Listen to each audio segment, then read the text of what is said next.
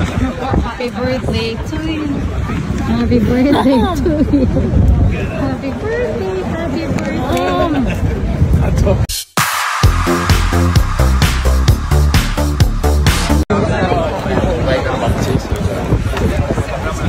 Happy birthday to you.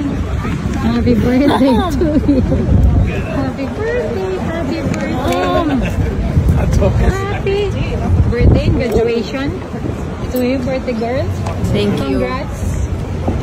Congrats, graduate ka na finally. At ang ganda ng birthday gifts mo sa amin.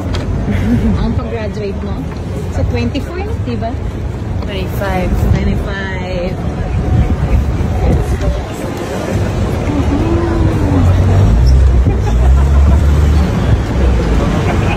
Happy birthday! Okay, try natin yung pinadalang breakfast ni Belen.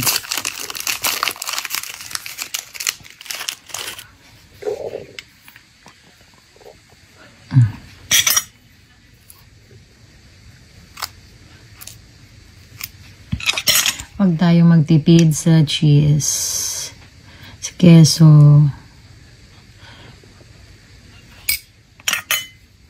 Ay, bien. Meron pa. Okay, sige lang.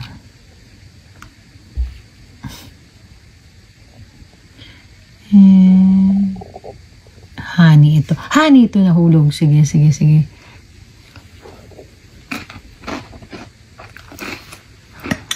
Husband, ang sarap. Sarap niya. Chinese ang sarap. Lami, lami, lami. Heto na nga, 2 days ko nang kinakain tong ginawang keso. Ginawa ni De Belen. Ayan, hindi ako mabobola para sabihin masarap kung hindi totoo dahil ako pa, Diyos ko, pintasera sa pagkain. Marunong din ako magluto.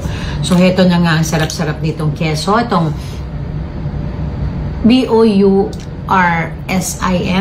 So, kung babasahin natin, Boursin, at tawag pala nito ang right pronunciation pala nito is Boursin.